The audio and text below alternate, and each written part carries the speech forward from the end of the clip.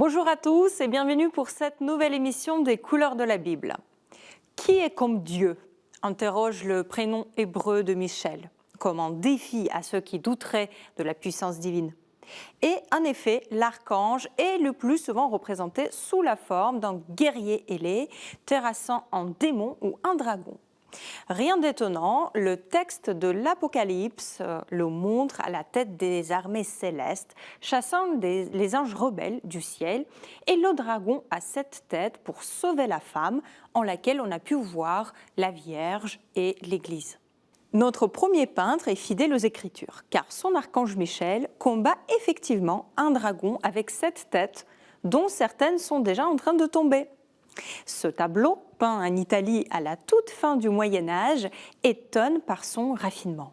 La figure élégante de l'archange, les dégradés de couleur de ses ailes, la richesse de son armure décorée de motifs dorés, tout est somptueux.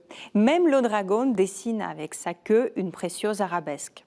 La beauté juvénile et idéalisée de Saint Michel contraste avec la laideur du monstre. C'est bien sûr l'abondance d'or qui donne à ce tableau une richesse toute particulière.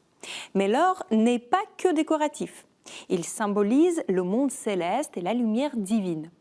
Il rappelle aussi les icônes grecques et byzantines auxquelles l'art européen a été sensible à la fin du Moyen-Âge.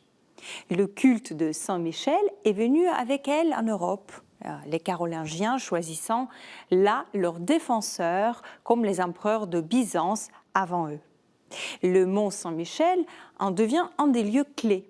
Dans la tradition picturale, l'armure de Saint-Michel était souvent dorée. Alors il est devenu en Europe saint protecteur des doreurs, en plus des escrimeurs et des maîtres d'armes.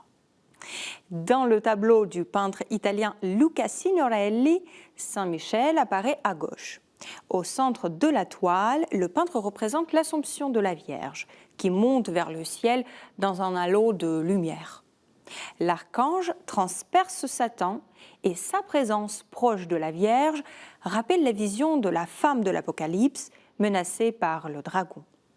En plus de sa lance, Saint Michel tient son autre attribut, une balance, où sont placées 2 âmes.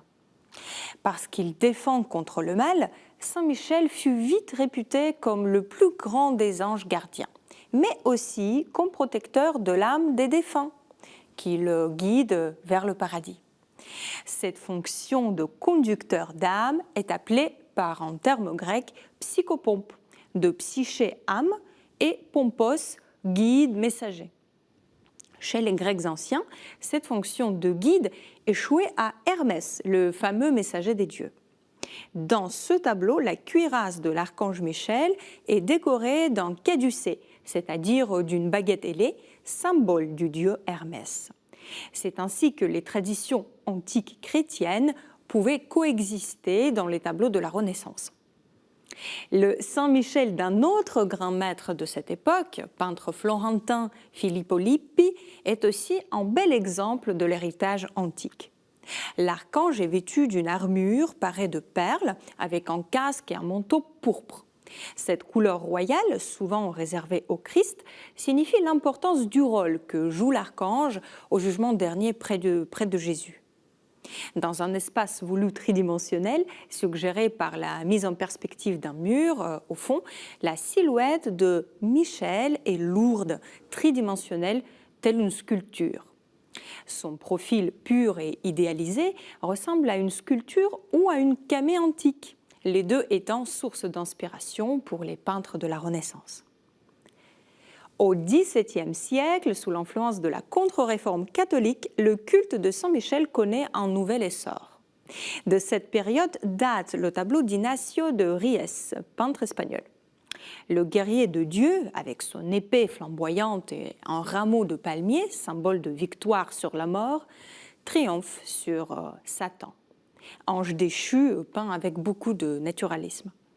La victoire de Saint Michel véhiculait l'idée du triomphe de l'Église catholique sur ses ennemis à une époque de troubles religieux. Dans nos tableaux, la figure de Saint Michel réunit des influences diverses, géographiques et temporelles, venues de l'Orient ou de l'Antiquité. Il apparaît comme un guerrier universel, un fervent défenseur du bien, par son épée ou par sa balance. Je vous remercie de nous avoir suivis aujourd'hui. N'hésitez pas à partager cette émission à partir du site ktotv.com ou à partir des réseaux sociaux et je vous retrouve la semaine prochaine pour un nouvel épisode.